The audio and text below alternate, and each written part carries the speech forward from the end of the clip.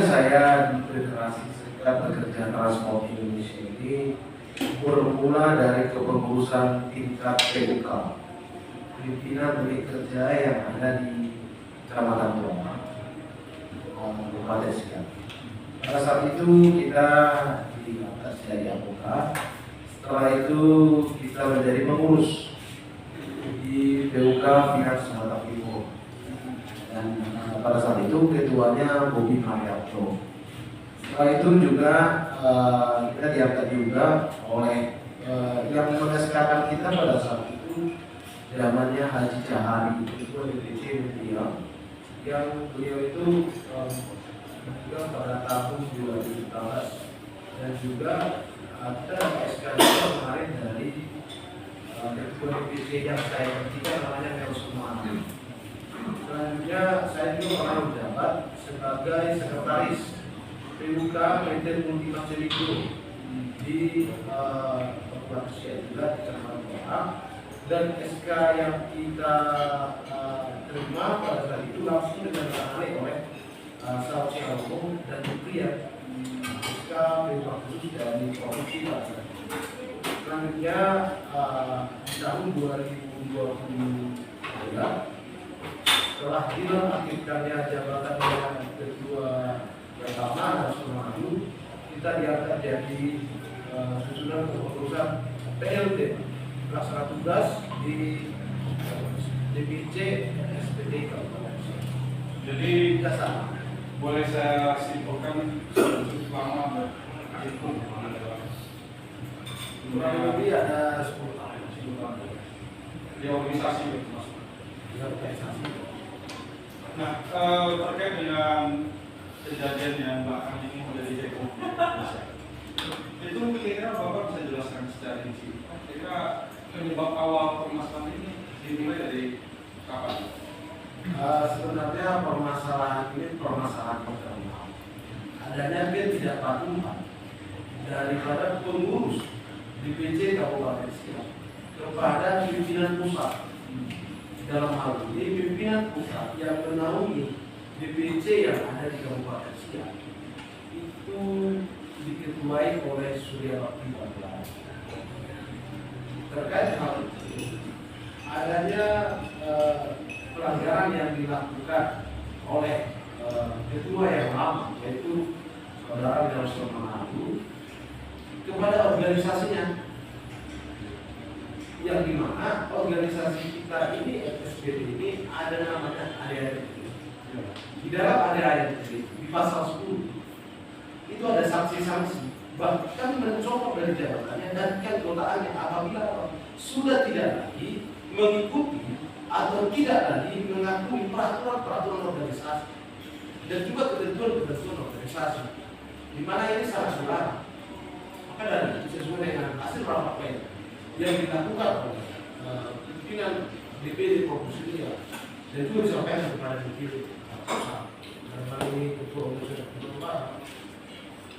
memutuskan menonaktifkan Saudara Nelson Manado dari jabatannya, sehingga dengan adanya penonaktifan beliau ini melakukan perlawanan dengan berbagai macam cara.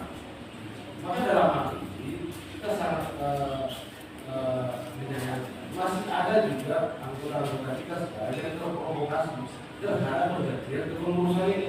Timbul kebingungan. Itu sebenarnya yang diganti itu bukan semua anggota pengurusnya, tidak Pak.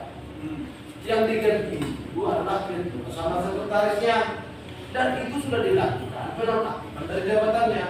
Terkait pengurus yang lain tidak dinonaktifkan. Ini yang menjadi yang harus perlu kita sampaikan secara berulang-ulang. Kita sampaikan juga dari media sosial, dari pemberitaan, baik pun bersuara, bahwasannya yang dinonaktifkan itu hanya ketuanya saja. Artinya proses sosialisasi sudah dilakukan dengan cukup baik dari awal. Ya, Sangat-sangat intens ya. saat ini kan sudah tahun 2024. Bermula ini 2 Mei 2023. Setahun yang lalu. Dan ini sudah kita lakukan, bahkan langsung saya dengan pengurus-pengurus di tingkat PUK, pengurus-pengurus tingkat kabupaten, saya juga jumpai langsung. Terkait adanya penonaktifan ketua yang lama Karena organisasi ini juga milik pribadi, bukan milik pribadi. Bukan berarti karena Nelson Mandela tua sampai meninggal itu tidak ada aturan organisasi juga yang mengaturnya. Di sini yang perlu ditegaskan. Karena hal ini sudah kita perhatikan ke produsen setelah melaporkan kerja pada tanggal 2 kita.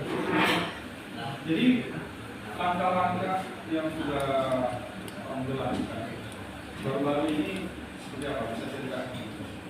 Langkah-langkah yang kita lakukan secara undang-undang, bahwasanya undang-undang yang menaungi ini ada undang-undang nomor 21 tahun 2000, di mana undang-undang ini diberikan negara kepada warga negara dan menjadi konstitusi dan lembaga negara yang harus diikuti oleh seluruh warga negara dan seluruh negara.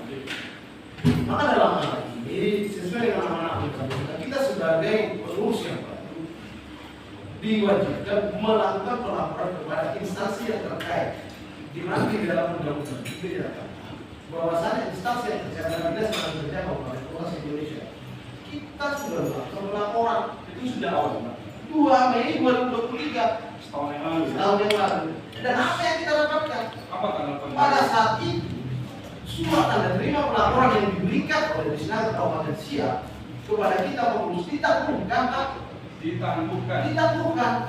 Yang menangguhkan siapa ya? Kepala dinas yang pada saat itu kepala desa Pak Jamaludi Dengan alasan dan KBPH-nya Wan Sadu. apa disebutkan alasan penangguhan? Alasannya ada beberapa hal alasan yang menjadi alasan mereka pada saat itu ditangguhkan. Menurut kepala dinas atau menurut Dinas Tenaga Kerja Kabupaten Siak, ada proses hukum yang ditempuh, ada gugatan. Padahal zaman itu tidak ada gugatan, Pak. Tidak ada. Pada tanggal 5 ini dia surat